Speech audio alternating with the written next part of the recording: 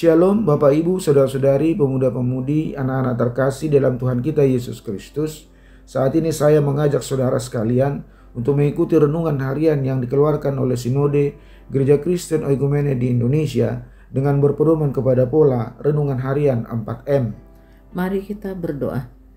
Allah Bapa di dalam Tuhan kami Yesus Kristus, Roh Kudus yang menuntun kami datang mengucap syukur atas anugerah penyertaan Tuhan bagi kami dalam kehidupan ini.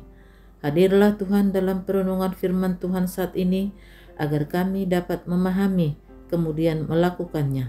Dalam nama Tuhan Yesus Kristus kami berdoa. Amin.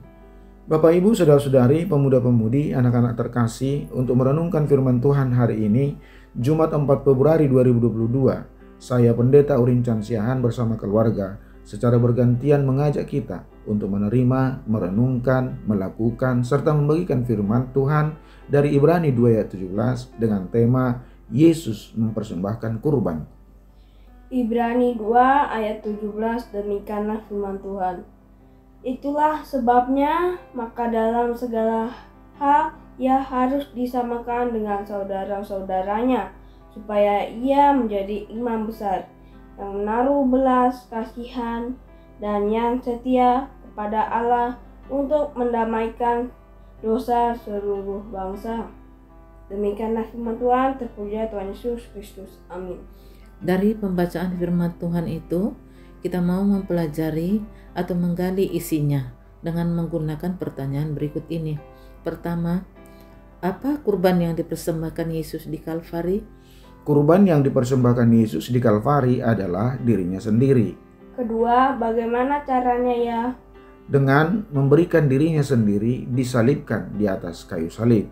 Ketiga, apa makna pengorbanan Yesus di kayu salib bagi kita? Menurut firman Tuhan yang kita baca, melakukan fungsi jabatan sebagai imam besar sekaligus rekonsiliasi dengan Allah Bapa. Hal apa yang dapat kita pelajari dari firman Tuhan ini? Kita belajar bahwa lewat fungsi jabatan sebagai imam besar dan pengorbanan dirinya, maka terbukalah kembali hubungan antara manusia dan Allah Bapa. Apakah arti perkataan itu, Pak?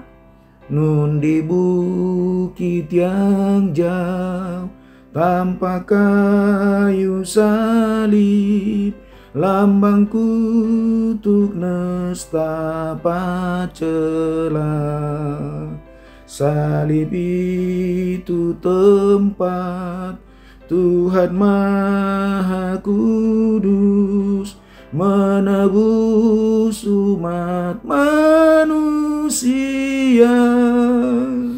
Kristus harus dijadikan sama seperti saudara-saudaranya, supaya ia menjadi imam besar yang murah hati dan setia dalam keadilan dan kehormatan Allah.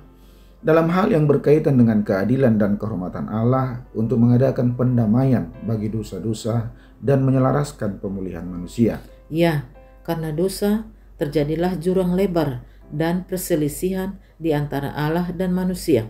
Namun dengan menjadi manusia yang sama dengan saudara-saudaranya dan dengan mengorbankan nyawanya, Kristus telah mengadakan pendamaian yang sempurna.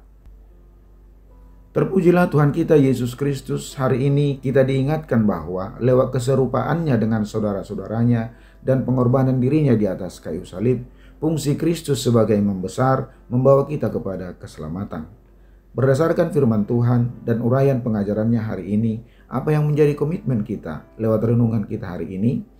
Komitmen kita adalah, pertama, kita belajar bahwa Yesus Kristus telah dikurbankan di Kalvari sebagai kurban yang sempurna. Kedua, kita harus selalu percaya bahwa Yesus Kristus adalah imam besar yang membawa kita kepada Allah Bapa.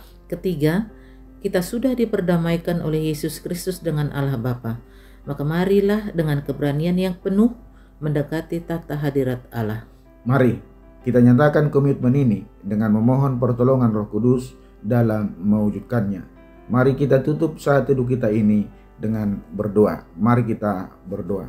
Bapa, kami bersyukur kepadamu Tuhan, di dalam Tuhan Yesus Kristus yang mempersembahkan kurban bagi kami kepada Allah untuk boleh memulihkan hubungan kembali agar terjadi rekonsiliasi antara Allah dan manusia.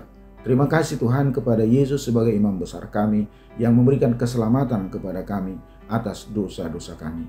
Tuhan, mampukan kami untuk melakukan firman-Mu ini dan membagikannya bagi banyak orang untuk menjadi keselamatan juga bagi mereka dan kemuliaan bagi nama Tuhan. Inilah doa kami Bapa, dalam nama Tuhan Yesus Kristus kami berdoa. Amin. Salam sehat dari kami di Narogong. Tetap semangat. Tuhan Yesus memberkati.